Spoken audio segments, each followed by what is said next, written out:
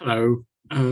Just to briefly introduce myself, I'm Nick Apetraye, Chief Exec at Habintech, and I would like to welcome everyone to our second Accessible Home Week online event. Thank you for joining us today.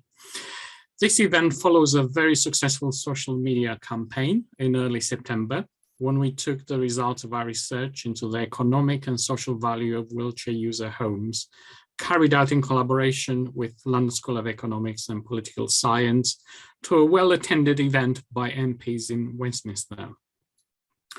Whilst our focus this year is on the benefits of wheelchair user homes, I don't believe that we can ignore the fact that around this time last year, we are celebrating the significant decision by the government in July 22 to raise the accessibility standards for all new homes in England to accessible and adaptable dwelling standards, also known as M42.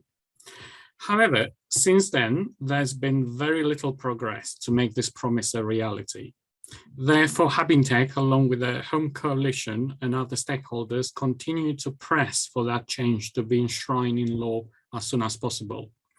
More than ever, we need the government to implement this plan to establish the M42 accessible and adaptable standards as the regulatory baseline for all new homes. And furthermore, local authorities need to enforce the requirements to build all new homes to this new minimum standard, M42. This will provide greater accessible and adaptable housing choice for an increasingly aging population. However, in the meantime, our new research reveals a clear and powerful economic case for wheelchair accessible homes that must not be ignored. Let's not forget that the shortage of wheelchair accessible properties has a profound impact on people's daily lives. Habintech's Inside Group member, Mike Nevin, will be talking to us today about his experience following his move across the country to find a suitable wheelchair accessible home. So not only are we asking the government to make good on their promise to raise accessibility standards, but we're urging them and the relevant agencies to set a clear requirement for every local authority to create a robust plan with clear targets for new wheelchair accessible homes. Without this, we'll be literally building inequality into our housing stock, not only at great personal cost to individual and households, but also in the medium to long term to the public purse too. So just want to say thank you for joining us today to hear more about this groundbreaking research into the economic and social value of wheelchair user homes, and to participate in discussion with the brilliant panel members they will be meeting today who have agreed to join us on this summit. I'll hand over now to our host, Christina McGill, Habintech's Director of External Affairs and Social Impact, to get this event underway. Thank you, and over to Christina. Thanks so much, Nick, and thank you everybody for joining us this afternoon for this session. I'm really excited that we've got 4 excellent panelist contributions here from the London School of Economics.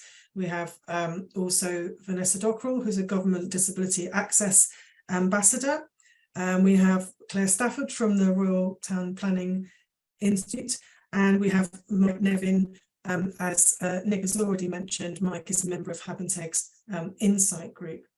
So just a top tip for audience participants: if you'd like to put a question or a comment to the panel, please can you use the Q&A function that's kind of on the bottom middle section of your toolbar in Zoom. So if you can use the Q&A function, we'll be curating questions from there, and I promise to try and get to as many of those as possible. So just to set the scene a little bit before we hear from the London School of Economics team, about why Habintech was interested in probing the social value of wheelchair accessible properties. As Nick has just said, at the moment, wheelchair accessible properties kind of come into play when local authorities set a target through their planning policies for them to be built. And we feel that there are really not enough of them in the pipeline. There's certainly not enough of them in existence. And we evidence this because the English Housing Survey data tells us that there are around 400,000 wheelchair users in the country who are living in homes which are neither purposefully designed for the needs of wheelchair users or adapted to meet their needs, and that publicly available data from the English Housing Survey. We also did some work ourselves last year with a freedom of information request exercise to local authorities, which indicated that there's around 20,000 people currently on local authority waiting lists around England waiting for a wheelchair accessible property. And using that same exercise, we identified that if somebody were to join the waiting list today and be waiting for a new build wheelchair accessible property, they could be waiting for as long as 47 years, which I don't think anybody feels is an acceptable amount of time.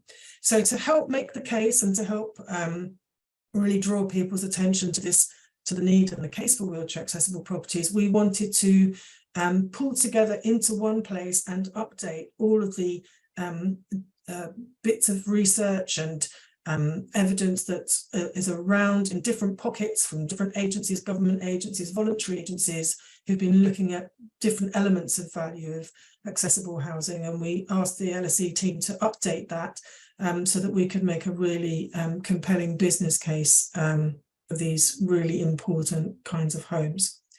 So I'm going to stop now, and I'm going to hand over to the LSE team. So I'd like to introduce Bert Provan, who is the policy fellow at the who was doing all the number crunching for this exercise, and his colleague Laura Lane, who did the qualitative interviews with disabled people to support the research report. So welcome to Bert and Laura. I'm just going to ask you a few questions really about the research to help explain it to our audience. So, so start with you, Bert. We started off with the idea of looking at all wheelchair users and to actually kind of sort of get into the weeds of it, just broke that whole group down into 3 household types. Can you just explain a little bit about why you went about in that way and what the household types are that are represented in the data? You need to unmute yourself, I think. Dan is doing that. Afternoon, everyone. Good to be here. Yes, we consider right at the beginning that wheelchair using individuals are in many stages in life. Some of them are working, some of them are children, some of them are older, and therefore the contributions they make to society and the needs they have, a child compared to an older person, are very different. And it would be best to try and at least do that in singling out and focusing on the different types of user that there were there. And indeed, it turned out that there are very different implications about the contributions and costs. Right, thank you. So obviously really important benefits were uncovered. Tell us about what you found in terms of the different types of benefits and the most important and valuable ones that you identified. Yeah, I mean, I think it's worth echoing what you said at the start, Christina, which is that we were looking at a tremendous amount of existing evidence, and we can talk a bit more about that later, but we didn't uncover it. We marshaled it to this particular question about wheelchairs. There are 3 main areas of benefit that we identified.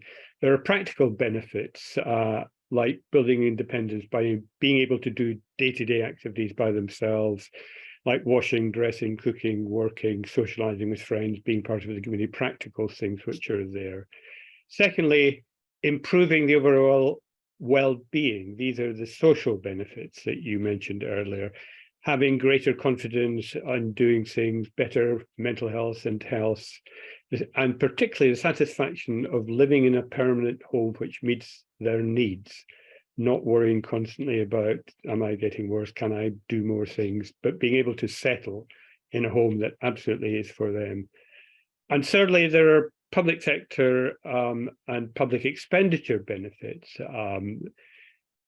of which the main kinds are the reductions in expenditure on health or social care and in supporting people in inappropriate homes, and also the increased ability for people to work, contribute to taxation, contribute to their local community, particularly for working age people, but also for older people and for children to engage in normal childhood play and have their friends around and so on. These kinds of different benefits are also for the public sector creating actual value in the form of extra taxation and less spend for local authorities. So we've prepared a list. So Dan, if you could show of, here's a list of the benefits in order of importance.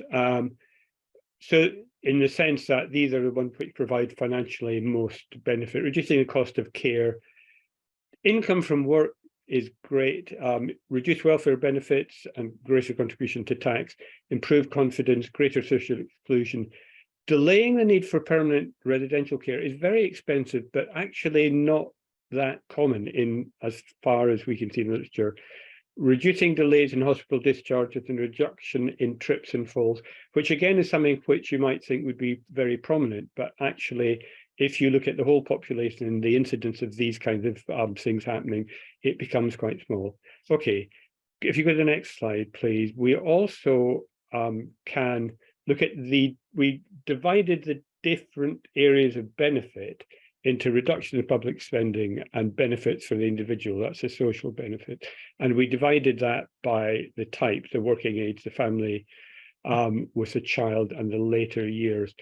Because obviously people who are in later years, pensioners, don't work, so they're not going to be there. And people who are in later years and more frail are more likely to need more health and social care. So we divided it up like that. And on the third slide, we see the overall cost, which briefly on the right, for working age people, you get about 4 times the benefit for the cost. For the later years, the older people, you get about 5 times the benefit for the cost. And for households with children, we're going to say it's about 2.5. That's the cost benefit ratio. So thanks, Dan. You can take the slides down now.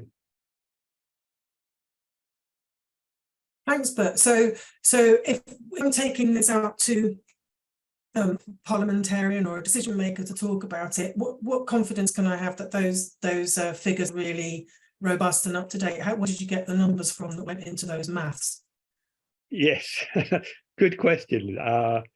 Actually, there are a number of government reports and academic reports which perform reviews of existing literature. So we've, in a way, covered hundreds of papers which have looked at these questions, which have been put in different reports. So there's a recent report from government on access to and use of buildings, 2021, and that builds on the original Housing Standards Review and Cost Impacts of 2014. There's an extensive University of Melbourne review of all literature around this and about accessibility issues in 2020.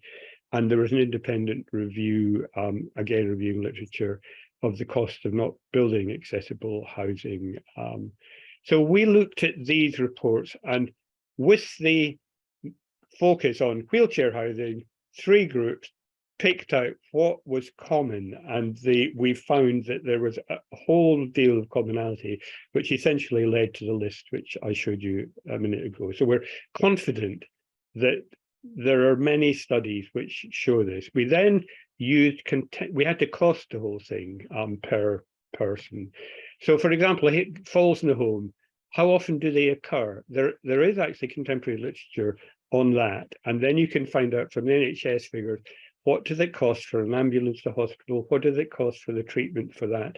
And these things are built up one by one, using very conservative estimates. For example, for working age, we assumed that only 6.2 people would have 2 falls over 10 years in that group. I mean, or equally for the number of people delayed entry into residential care, 5.5% of them over 10 years, or only 15% of working age people would actually go on to get it. So we had to make conservative assumptions about it, but all based on essentially official figures, which we didn't make up. We found out, if you like. Brilliant, thank you. And I can recommend your Excel workbook, which I believe is published on your site. If anyone's really interested in delving into the detail of the numbers, that's all available publicly. Absolutely. Every assumption is documented there, where it came from and how it's been used. Yeah, that's all publicly available. And I mean, with these figures, it's never going to be a precise figure. Every person with disabilities has slightly different needs. We're just looking at an average. It's a range. It's an indicative range, but it says basically between 3 and 4 times the benefit for the cost for any group is what you're going to get looked at overall. And also, just a minor but important point, some of these benefits are one-off. I mean, people only go into residential care once, and then there are some, they have 2 falls, things like that. Others are extended over 10 years. For example, if you stop having to provide residential care now, you don't provide it going on for the future. Or if you start working, we expect you to work for the whole 10-year period. So one-off and other benefits. Thank you. And just one more question for you before I move on to Laura. Very briefly, can you just describe how you came to the average cost of the build? Because obviously you've described the benefits really beautifully, and we've got a great sense of what comes out. But what's the average investment needed to make a wheelchair accessible property instead of an averagely accessible property? Well, we were building on it was wheelchair. It's part 3 A and B, which is wheelchair accessible, either wheelchair adaptable, which would be a private sector or an occupation, or wheelchair adapted accessible, which is the social rented sector. So we had to divide up between how many people would be in social rent, many would be in own occupation. We ignored the private sector, but we got figures from the same tables you talked about in terms of household tables. And we got from the census the number of people likely, the household sizes, because of course, a lot of the cost is about the space required for wheelchairs. I mean, it's not just putting in adaptations to an existing house, it's building a house so that the wheelchair can navigate and get around in the proper kitchen and the proper bathroom that are adequate and appropriate. So that's the main issues. So we did a set of complicated calculations in the report, which set out why we picked the particular numbers of older people in flats or in houses. I mean, people with children were in houses with gardens and that kind of thing. And that's all set out. But it costs, the extra cost for an adult, a working age person is about 22,000 per house.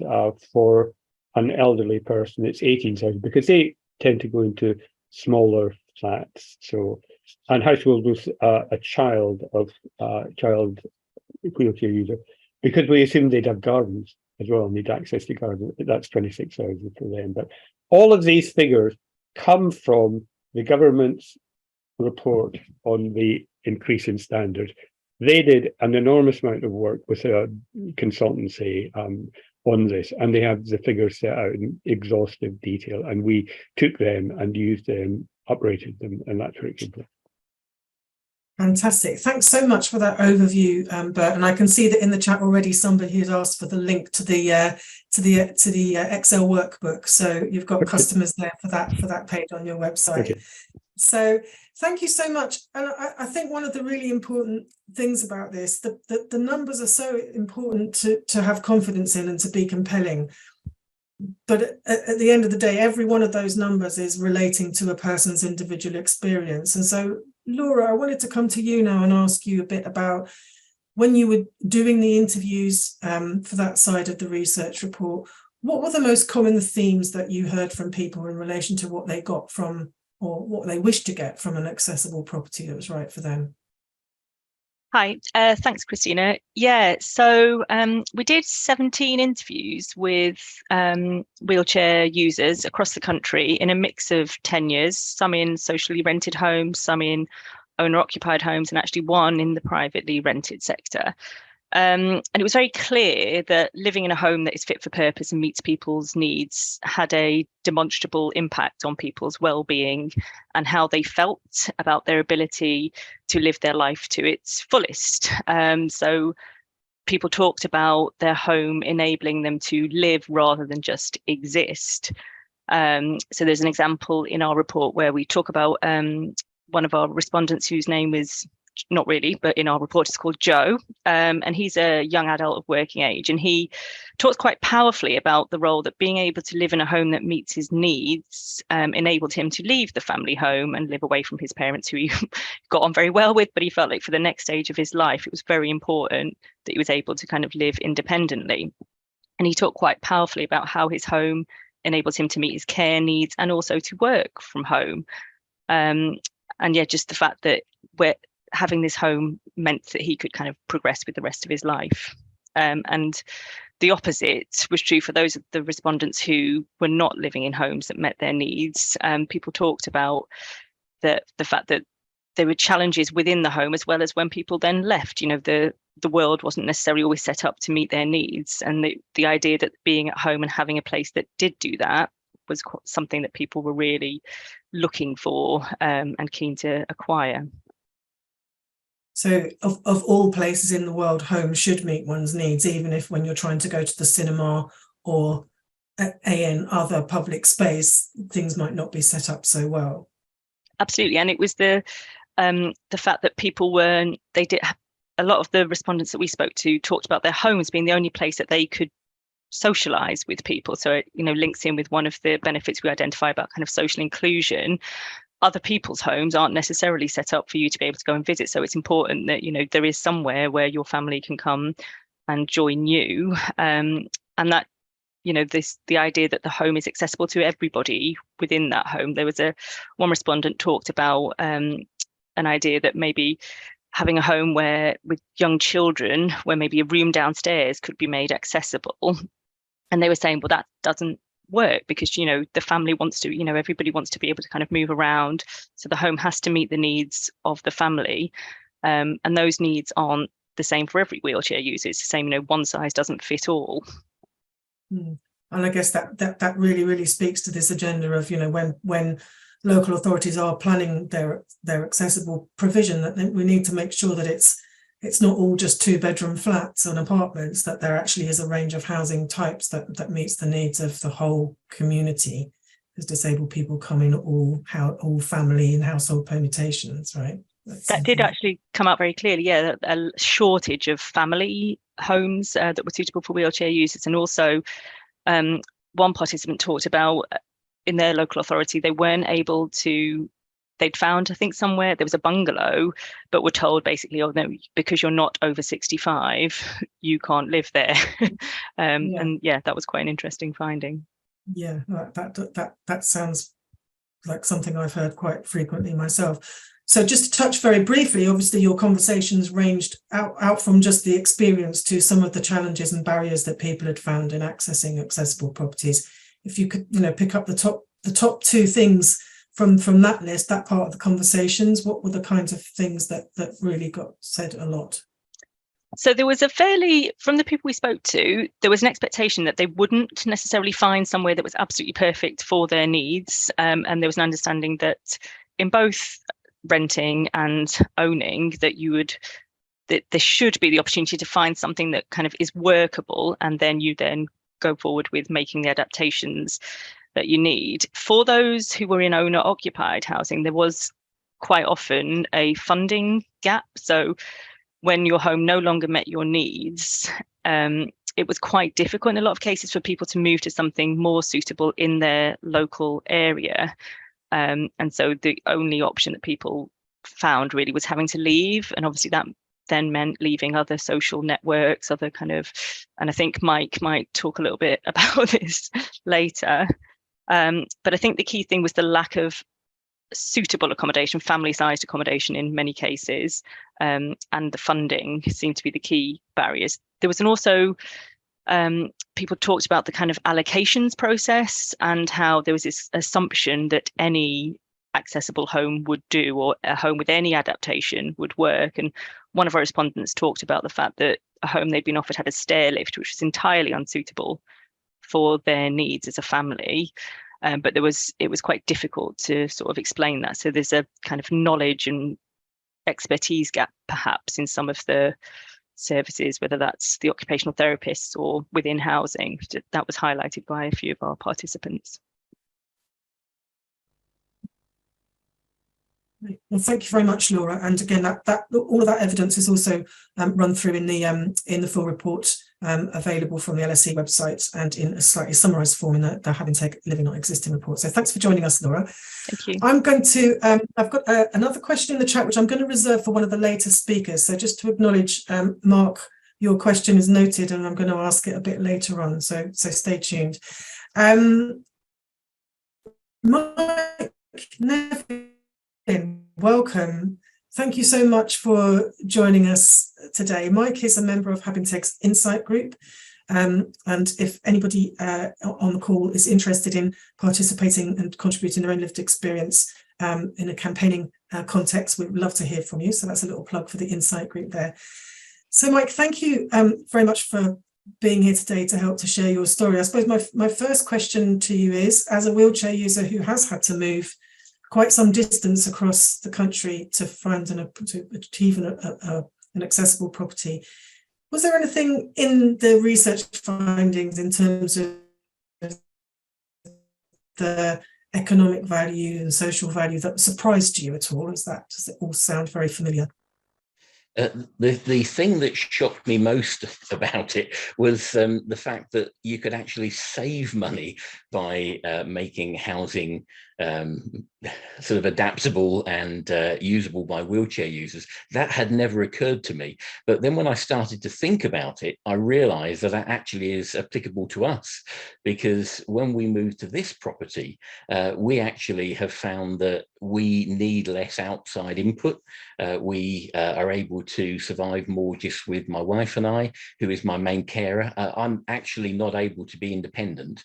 I don't have much upper body strength, so I can't look after myself, but we are able to survive just with my wife and I in this house. So the financial side struck me. And then when I actually thought about it, I began to realize that actually the fact that the focus is very much on money, that actually then struck me as quite absurd, because actually it's about people. And I started to then process that more.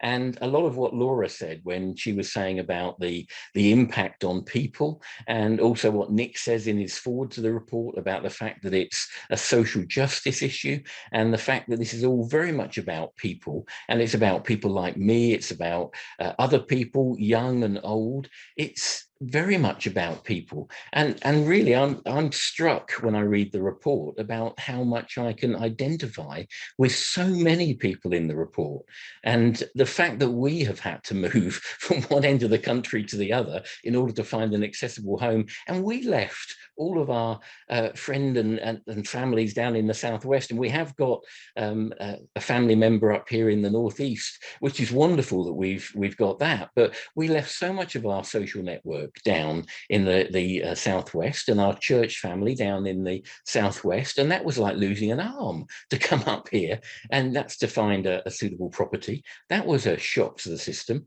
and it's wonderful to find an accessible property you can afford, but you shouldn't have to move 350 miles to find that. That isn't something you should have to do.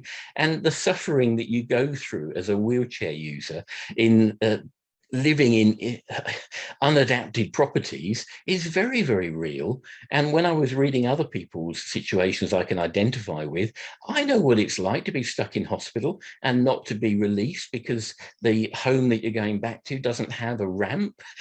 They wouldn't let me out. There was no ramp in our home. They wouldn't let me out of hospital until a ramp was put in. I know what that's like. That's real for me. So there's so many things in that report that I can identify with. I know what it's like to be in a front room that is actually our living room, and that was my bedroom, my toilet, my bathroom, and people had to go through it. That was how I lived in the other house. You know, I know what that's like. That was a real lived experience for me. That is a person living in a situation that is so much a part of so many people's lives today, and that shouldn't be the case, should it? I also know what it's like to not be able to visit family and friends because their houses are not suitable. And Laura dropped into conversation there and said about the fact that you get an accessible house and then you can people can come and visit you, but why can't I visit them? Why is it that people can now visit us in our accessible home, but why can't people come? Why can't we go and see them? Why is it just naturally accepted that once you're in a wheelchair, you can't go and see anybody else? Why does everybody accept that as the norm? You know, think about that for a moment. You know, if you couldn't visit any of your family and friends, would you just accept that as okay?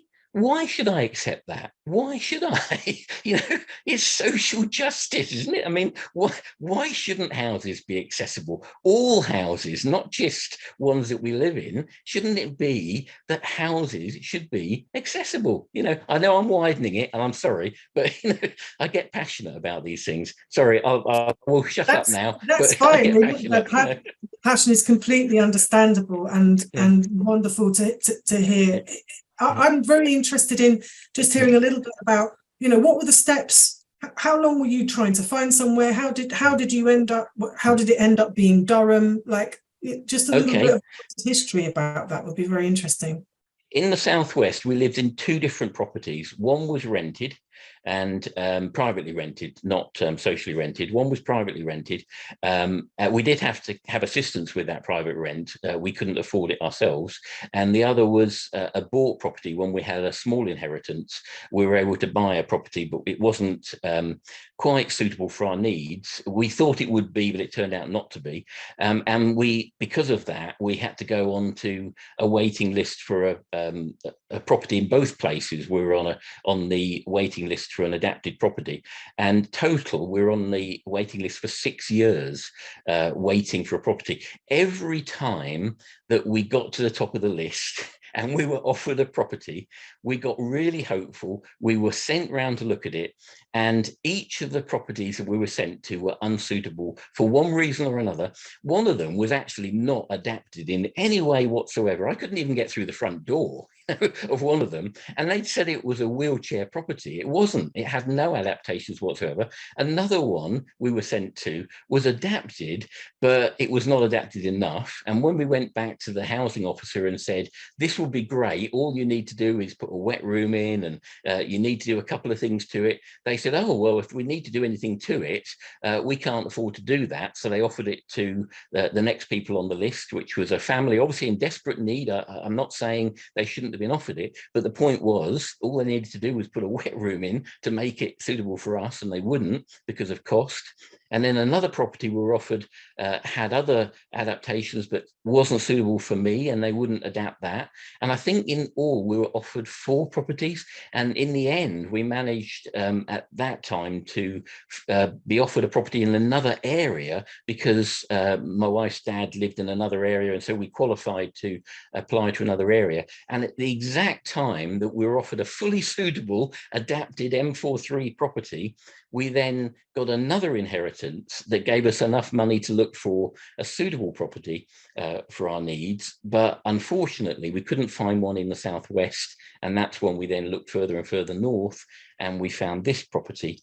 And it was the only one we could find that actually was fully suitable for my needs. And we got pre-approval from the council here to do a DFG grant, and anyone who knows anything about DFG grants and getting things in place will be shocked to hear that they did pre-approval for the DFG. They gave us, even before we owned the property, they then put the DFG grant in place the moment we moved in, and they started work 2 weeks after we moved in and completed work within 4 weeks, I think, of us moving in.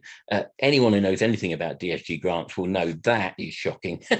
Because I think that's I was going to ask you about adaptations, Mike, and so that's really, really good to hear that at least works smoothly for you. That's really fantastic. Also, someone's put a comment in the chat about that common misconception about adaptations meaning accessibility as such, and the misconceptions from people offering you properties, I think, is also really familiar lack story. Of training. I've got one final question for you, a really brief answer. Was it worth it? Having made the move, would you do it again with all of the upheaval? The trouble is, That's not a straightforward answer, because we've lost all of our church and friend contacts in the Southwest. We have our son nearby here who we see a lot. So it's like, you know, you've got the two things to pull against each other. And also I have a degenerative condition, which means that this house will not always be suitable for us, even with its adaptations. So it's a yes/no answer to that, I'm afraid. Yes, it's amazing transformation. It's changed my life. And has, you know, absolutely, I would not go back where we were to the house we were in. No way would I go back to the house we were in. Would I go back to the Southwest? If we could afford to, I would go back to the Southwest if we could afford to, but we can't.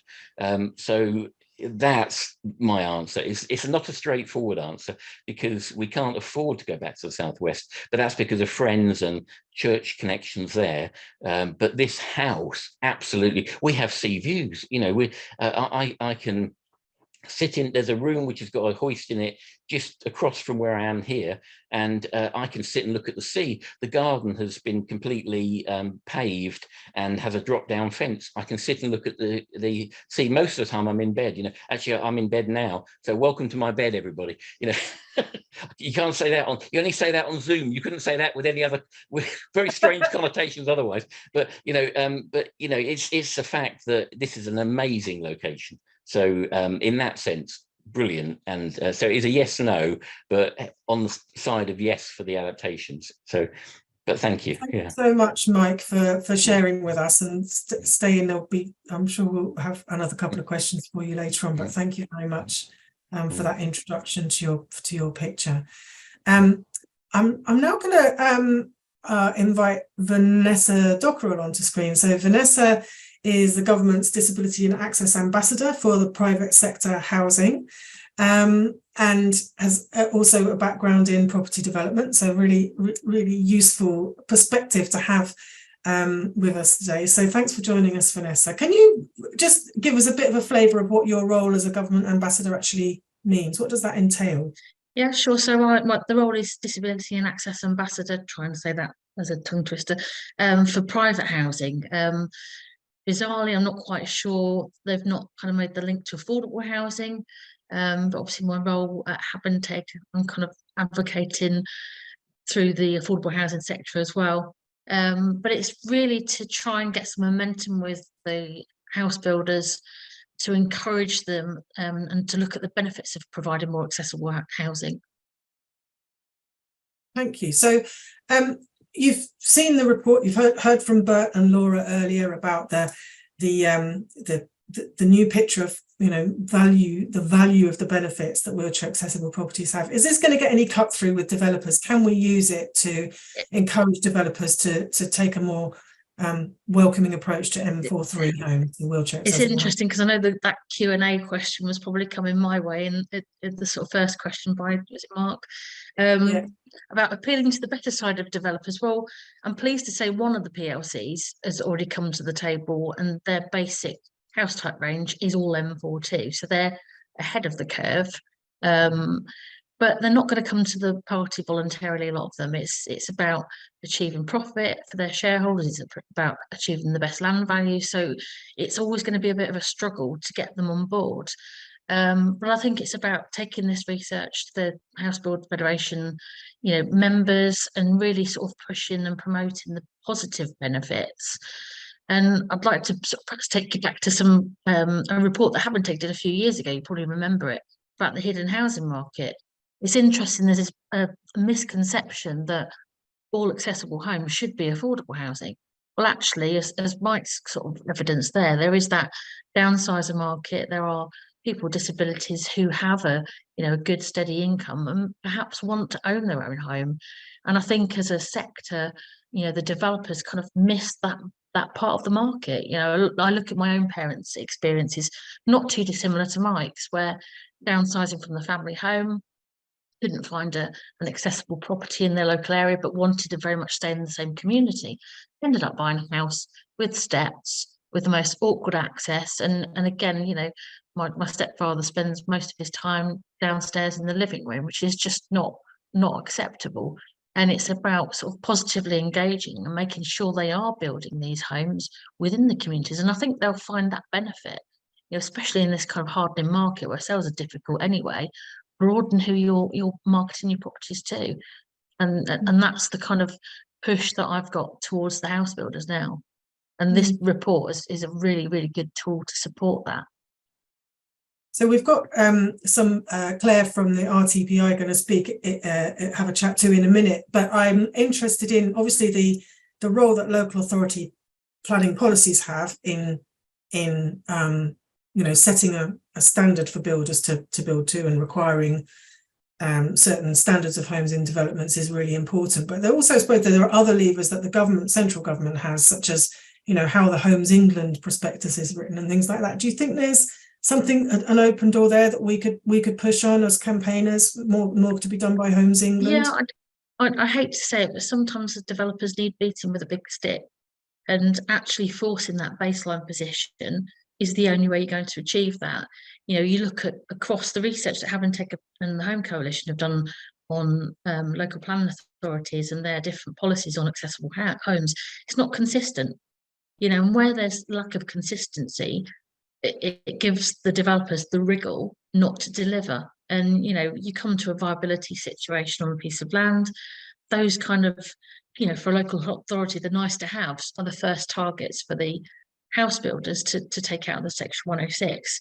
So I think it really has to be baseline. Certainly, we've got the agreement last year about M42.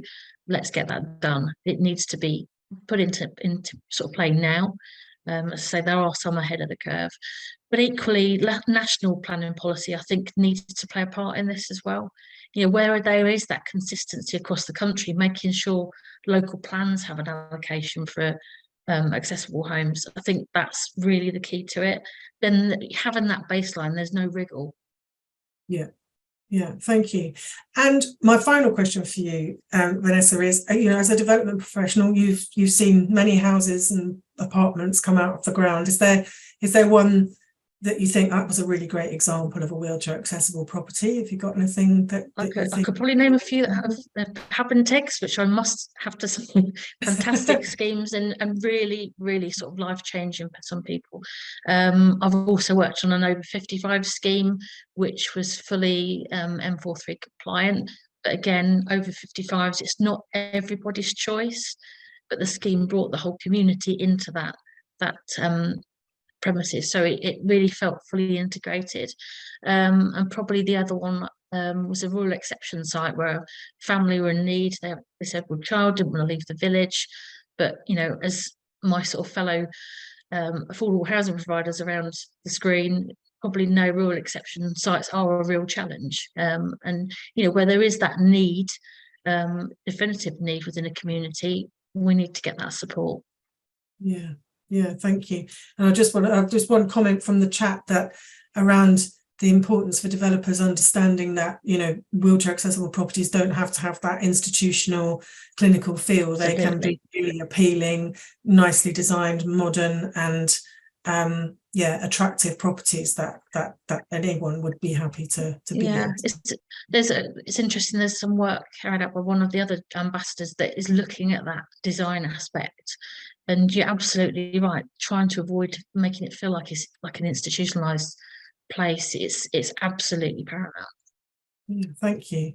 And thank you for answering the question from the chat, which you did very deftly at the beginning of the conversation. So thanks very much, Vanessa. And I'm going to bring in our final conversationalist now, which is Claire Stafford from the RTPI. Hi, Claire. Thank you so much for coming today to have a chat to us. So we've heard the evidence, we've heard about the human side of the picture, heard a bit about the kind of the developer perspective. Now your kind of industry is really at the heart of this, because you're all about making the plans that can require something of the developer, and you're all about using the evidence at your hand. So we've got new evidence here in this report from the LSE. Kind of how useful do you think that might be to colleagues in your industry who are putting plans together at the moment? Yeah, this research is very, very pivotal and crucial, because as we know, as was mentioned before, at present, building regulation M43 for wheelchair user dwellings sets out optional technical standards, which local authorities can apply through local policies where a local need has been identified and where viability is not compromised. But it's more specific in London. There's a London Plan Policy D7, which requires at least 10% of dwellings to meet this building regulation across all tenures. But outside of London, the adoption of these local plan policies stipulating the minimum requirements is disappointingly low. So it's kind of geographically quite uneven. So outside of London, there's a greater need and a greater case for planning and investing in wheelchair user homes. So this LSE report is a key and crucial resource in championing this cause for wheelchair user homes, to show how the findings comprehensively evidence the cost benefit analysis in building out wheelchair user homes from the outset, and kind of emphasizing, as Bert did earlier on, the economic value in terms of social care savings and how individuals can access the job market, and kind of the economic side, but also of course the social benefits in terms of overcoming barriers to personal independence.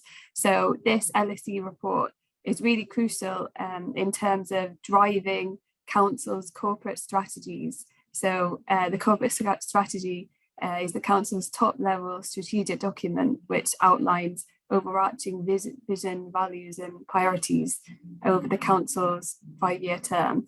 So this strategy directly influences decisions and also the council's performance framework. So kind of using this LSE report to drive the corporate strategy, to highlight how moving wheelchair user homes to the forefront of kind of the council's agenda will meet a multitude corporate goals, for kind of demonstrating the economic side, but also the others, and showing the multitude of corporate goals will kind of more effectively support investment in this agenda, as it's easier to prioritize kind of more corporate goals. So yeah, in that way, I think it's really, really beneficial. Great. And obviously the role of planners is really important. You wrote a blog for the Accessible Homes Week a couple of weeks ago, and you were talking about in that blog about how if planners have more of a coordinator and facilitative role within local authorities, we could, really enrich that process. Who are really the key players? You talked about, you've got people who've got that strategic role.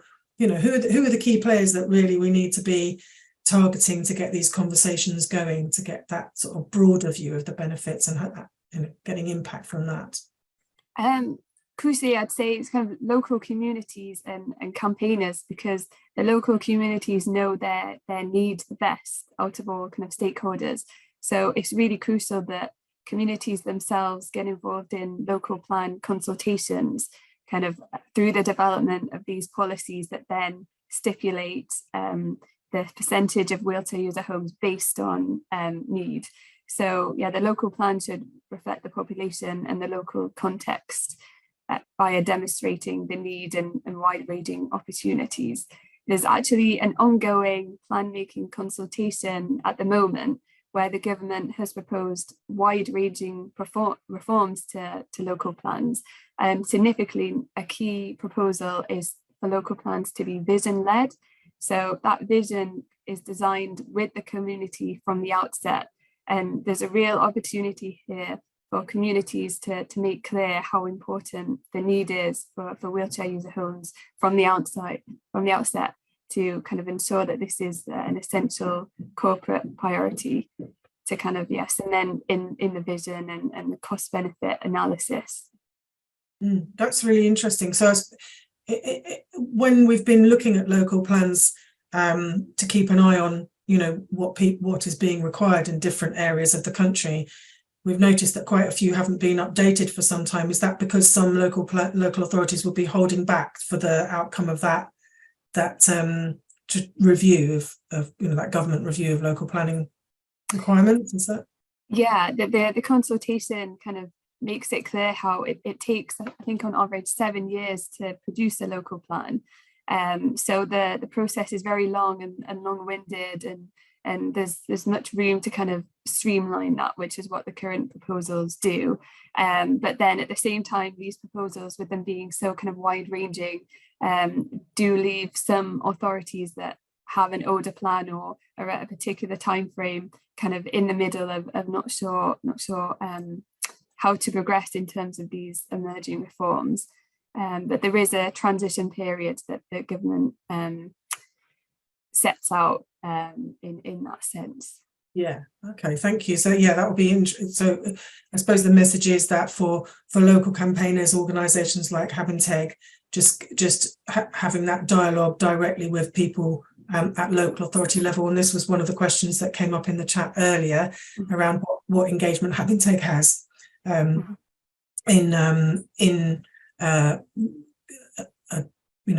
appealing to local authorities. And I would say the answer to that is we have plans to be very direct in that in the coming months and years, because these reforms are taking place, and it's a really good opportunity to bring this particular agenda really clearly onto the table.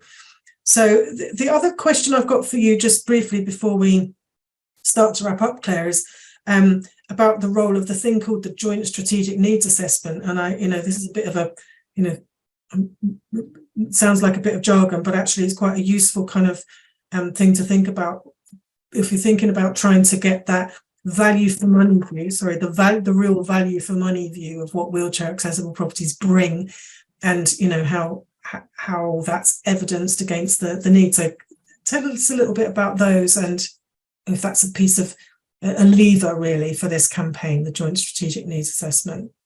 Yeah, so at the moment, there can often be kind of quite silo thinking and working on this topic. So not really joined up working between public health and between planning, and also the council and the community, and of course silos also within central government. So there's really a need for more strategic thinking and to bring a strategic network together of professionals and non-professionals together. So this is where joint strategic needs assessments come in. These are documents that bring together information about the current and future needs, the health needs of a specific area. And they include key insights between local authorities, NHS partners, public health and social care. So they're kind of really crucial at looking at the picture now and then in the future. So they should really be regarded as a key resource in aligning the agendas of local policy and practice towards inclusive design. And we know that inclusive design is more likely to be considered when it's at every stage of the development process, from inception to completion. So this is where these documents, kind of when local plans are being formed, they're really crucial at the outset to kind of gather all the information and all the key players together to then drive the local policy to make sure that wheelchair user housing is kind of sufficiently accommodated. Kind of the evidence-based driving. But they're also very important to be used in terms of checking local plans and how effective they are, kind of how in terms of robustly reinforcing this agenda throughout all stages. So kind of two ways to look at it, kind of driving the policy, but also as kind of a check at the end to see whether the needs have been met, if kind of all players are in this that way. Yeah, thank you. And I've just noticed in the chat someone said, is it possible to have a link or more information on the consultation that you were speaking about? So I don't know if you could, if you've got a ready link, or could pass that on to Sharon and we can pop it in the chat or send it out to people afterwards. That would be really helpful.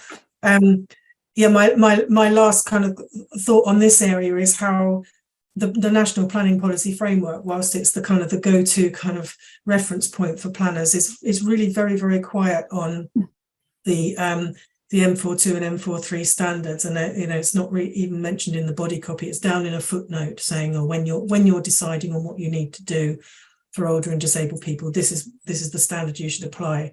I think Habitat feels that should be much more on the face of the document and make it much more loud and clear. and to have that enforced as well by the planning inspector, I suppose, which is another body that has a role. Is that something that you'd welcome? Yes, yeah, as you say, it's only footnote 49 in the NPPF, so there's obviously a clear need for a much stronger drive at the national level.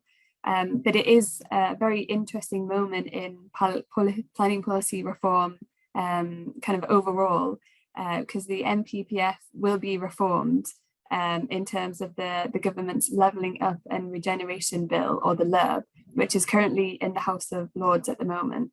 And within this wider reform, there's a proposal to introduce national development management policies, which will be a key component within the NPPF. And these NDMPs are intended as general development management policies that are taken out of local plans and are set centrally at the national level. So yeah, from the RTPI's perspective, we are continuing to caution that these nationally set policies must be sufficiently scrutinised if they are to be kind of enforced on that level. So in the sense of kind of accessibility, it's ensuring that they're kind of scrutinised sufficiently so they don't undermine efforts on accessibility. So we're continuing to work with government to make sure these are as effective as possible. So alongside the reform for NDMPs, there will also be local development management policies, which will sit within the local plan as present. And these will be locally tailored to the planning policies context. So again, there's a need to make sure that the joint strategic needs assessment and all that evidence going into the local plan is kind of reinforced here. But also, I just quickly add that it's national planning policy, but also it's planning enforcement as well, because we know there is a need currently for more robust enforcement in planning decisions.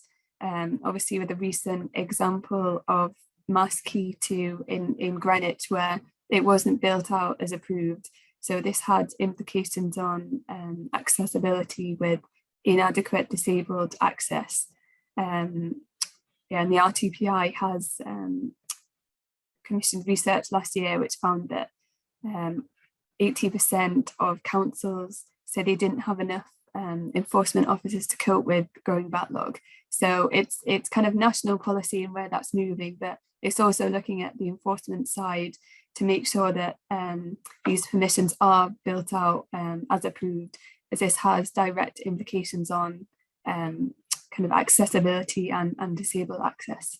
Yeah, thanks, Claire. And that partly responds to a comment I saw in the chat from Jamie Hanlon, who said that what scrutiny is there over what the numbers of M43 homes that are getting built even after planning permission is given, so or it was enforced. So I think that speaks to that really powerfully, that it's not just at the setting of the planning policy stage, but all the way through every stage.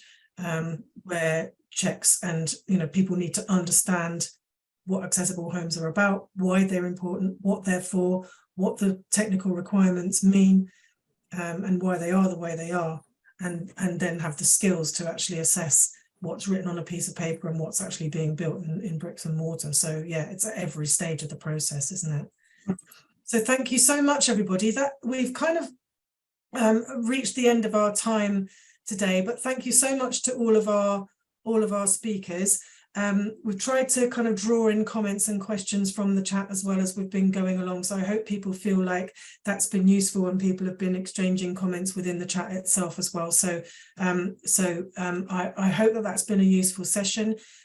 We have had a recording made of it, and so it will be put out on our website as well, so if you feel there was a colleague that would benefit from having heard the conversation, and we'll send you all a link to it afterwards, so that you can circulate according to how who you think would benefit from it. But thank you once more to all of our speakers, to Bert and Laura and Mike and Vanessa and Claire, and thanks Nick for doing the introduction, and we will hopefully see you all next time we have something to share. So thanks ever so much indeed.